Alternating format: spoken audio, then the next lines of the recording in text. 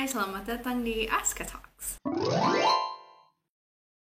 Masih dalam rangka chevening video series karena sudah tinggal kurang dari sebulan lagi deadline pendaftaran beasiswa chevening.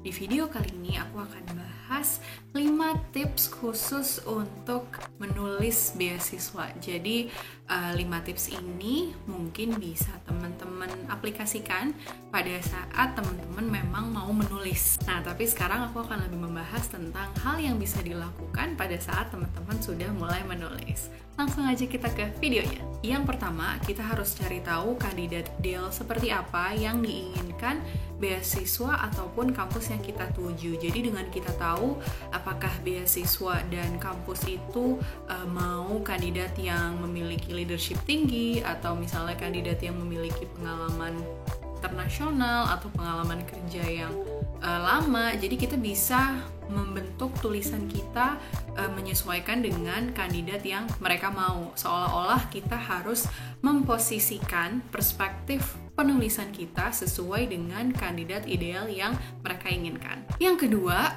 aku udah sering sebut ini sebenarnya, yaitu benar-benar harus tulis studi objektif secara clear. Studi objektif itu biasanya ditandai dengan apa yang mau kita pelajari berdasarkan background pendidikan, pekerjaan, dan juga career plan di masa depan. Jadi our past, present, and future itu harus kita jelaskan pada saat kita nanti nulis esai. Jadi kita harus kasih studi objektif yang clear, kita tuh backgroundnya di bidang apa, mau kuliah belajar apa, terus kemudian future plan kita itu apa gitu ya. Kalau bingung nentuin studi objektif, bisa berangkat dari your past, your present, and what you want to do in the future. Nah, yang ketiga, ini tips sangat praktis, yaitu look for keywords. Jadi, kesalahan utama yang teman-teman lakukan adalah menjawab esai beasiswa ataupun kampus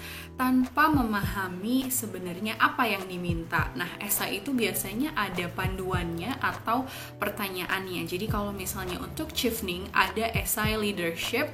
Nah, teman-teman tuh biasanya langsung aja nulis pendapat teman-teman tentang leadership tanpa memahami ada keywords penting di pertanyaan leadershipnya chevening ya. Jadi, kalau bisa kita tuh menulis sesuai dengan keywords yang dituliskan di pertanyaan. Jadi, kalau misalnya pertanyaannya itu meminta kita untuk menjelaskan explain your leadership skills and connected with concrete results. Jadi jangan lupa kita menjelaskan skill leadership dan juga kaitannya dengan contoh konkret yang sudah kita lakukan. Nah, penting banget untuk melihat keywords karena kalau misalnya kita paham keywordsnya itu apa, kita bisa memasukkan kata-kata itu di esai kita, dan dengan demikian kita membuat esai yang sangat spesifik menjawab pertanyaan tersebut. Yang keempat, teman-teman bisa menggunakan pendekatan STAR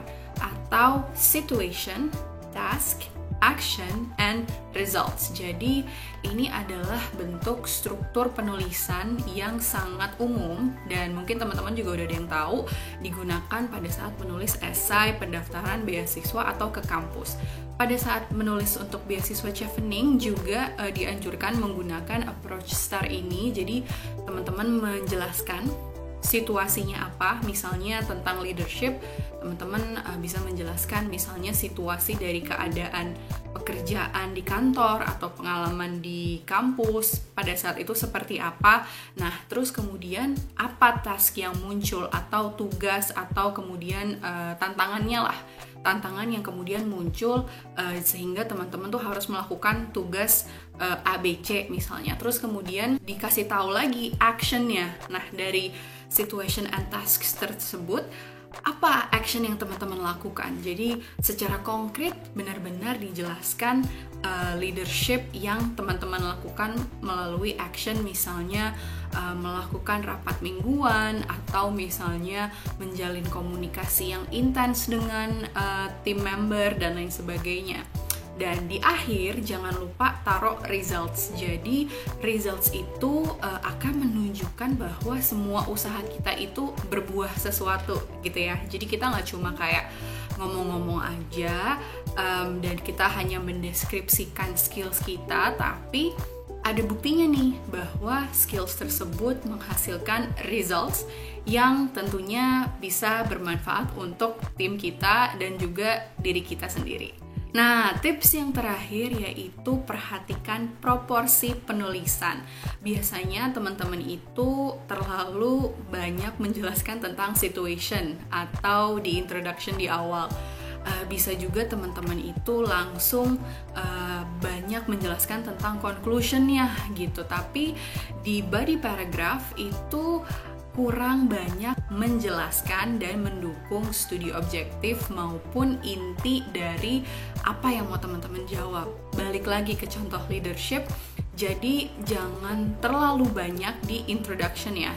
Biasanya sih introduction itu 10% lah dari total essay kita. Kalau body paragraph yang menjelaskan poin-poin kita itu biasanya 70% dan sisanya 20% itu untuk conclusion atau closing paragraph. Nah, 5 tips itu sih sebenarnya yang bisa sangat membantu pada saat kita mulai menulis essay. Jadi kalau kita udah paham sebelum menulis itu kita mau jawab apa, nah pada saat menulis approach dan teknik tadi yang aku bilang itu bisa membantu membuat jawaban kita itu lebih spesifik dan yang penting memang menjawab soalnya. Jangan lupa subscribe dulu, klik tombolnya di bawah ini.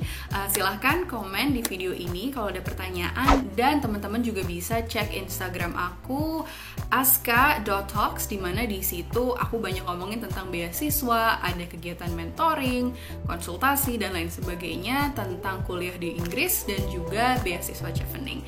Silahkan share juga video ini ke teman-temannya kalau misalnya ada yang tertarik, dan stay safe, stay healthy. I'll see you in my next video.